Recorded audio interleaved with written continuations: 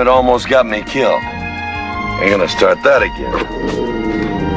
All right, listen up, partner. You know John Wayne, the big fella who could stare down a cactus till it cried uncle. Turns out the Duke spent a chunk of his career moonlighting in movies so weird they make circus peanuts look normal. Wow, you're so dominant. Today we're yanking 5 of the strangest. So much fun. So much fun. Boxing rings, burning big tops, lost atomic truck stops, a college football comedy, and a squid the size of Idaho. Strap in, grab the popcorn, and keep your hands inside the ride, or the squid gets cranky. I think you're right, friend.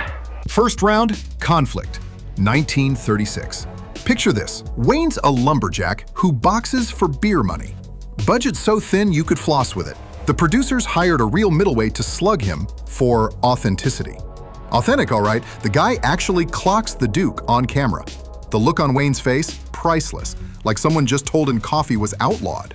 Fast forward 16 years to The Quiet Man, same fists, different zip code.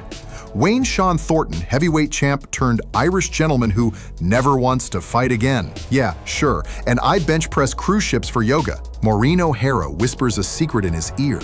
Nobody knows what she said. All we know is Wayne grins like he just discovered Guinness grows on trees. If you think the ring was weird, wait till you see the Duke outrunning a flaming circus tent like it owes him money. Circus World, 1964. Circus World drags Wayne to Europe to wrangle lions, jugglers, and Rita Hayworth. December 63, Madrid set. Final blaze scene turns too real. Canvas catches, beams drop, Wayne dives out like a linebacker, crew hauls tigers by the tail, Hayworth faints, and the Duke dusts off his hat like, fire? Thought that was lunch. Critics roasted the plot, but everyone saluted the stuntman guts. Hey, not every day you see a cowboy sprint through a fireball. I wouldn't make it a habit calling me that, son. All right, the tent's still smoldering, but our next flick is hotter, mostly because nobody can find the damn reels. Thunder Riders of the Golden West, 1982, is director-editor Dave Burleson's gleefully unhinged collision of sagebrush swagger and Cold War paranoia, cobbling together little-used John Wayne footage from the late 50s with freshly shot stunt work and desert-baked miniatures. Burleson whips up a plot worthy of a drive-in fever dream. Long-haul truckers stumble onto an active A-bomb proving ground where gold turns to glass, irradiated prospectors rev their dune buggies like mutant road warriors, and the Duke's gravelly drawl booms over Geiger counter clicks and twangy guitars. First screened in March '82 on a triple bill with Metal Storm and Road Warrior, Thunder Riders quickly earned a cult following for its audacious editing. Wayne appears to bark orders from a flatbed CB rig 1 minute and charge a fallout cloud on horseback the next. And for Burleson's pulpy set pieces, including a showdown atop a half-melted ghost town bank vault. Slash Film's May 2025 retrospective crowned it the Duke's most underrated movie, mainly because no one bothers to underrate it anymore, praising the way Burleson's patch-and-paste aesthetic unexpectedly bridges classic Western heroics with atomic age anxieties. Next, play-action fake. Enough ghost stories. Let's watch the Duke swap spurs for a whistle and hustle college football like a pool shark. Trouble Along the Way, 1953. Meet Trouble Along the Way, the oddball sports comedy where John Wayne hangs up his six-shooters, picks up a clipboard, and starts barking plays like a Marine drill sergeant with turf toe. His coach, Steve Williams, is a cash-strapped ex-bookie who gets strong-armed by a pint-sized Catholic college, St. Anthony's, enrollment smaller than a high school homeroom, into saving its winless football squad before the diocese sells the campus for scrap.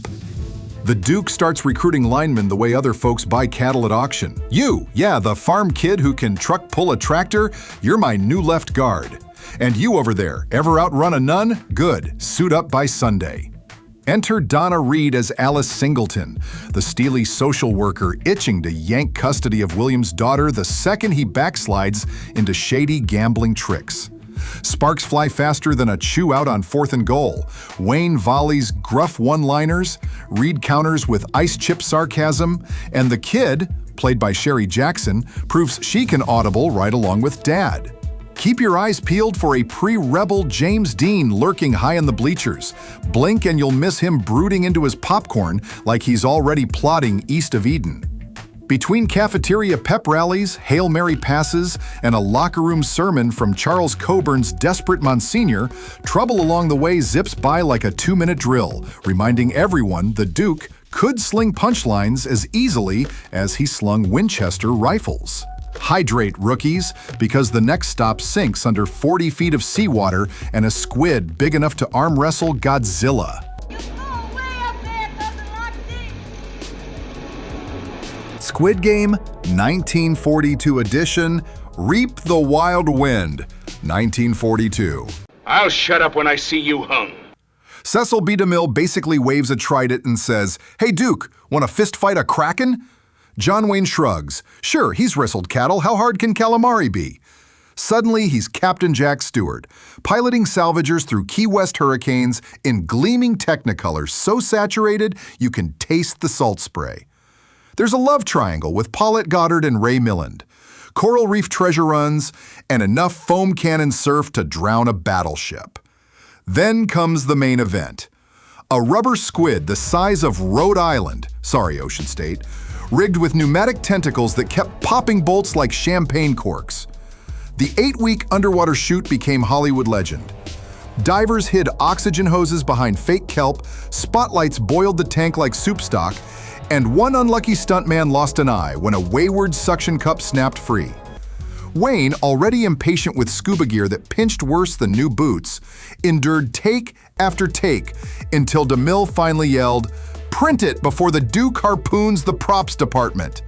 When that tentacle drags him into the abyss, 1942 audiences audibly gasped. Cowboys weren't supposed to drown, let alone as quasi-villains. But give him credit, he goes down swinging, turning giant calamari into ceviche, one haymaker at a time. Look, partner, John Wayne wasn't just a horse-powered hero, he was a genre outlaw. Now hold on. No, don't hold on. He took punches from real champs, outran real fires, vaporized gold in imaginary nukes, charmed social workers on the 50-yard line, and got throttled by seafood. Some gigs bombed, some became folklore. Appreciate the brawl? Drop a comment with your favorite offbeat Wayne flick, slap the subscribe button like it stole your lunch money, and stick around. You can't learn the easy way, you'll learn the hard way. Because next time, we're diving into the lost horror career of Elvis Presley. That's a joke. Maybe? Who knows? Anyway, stay mean, stay curious, and never trust a rubber squid. You get the idea?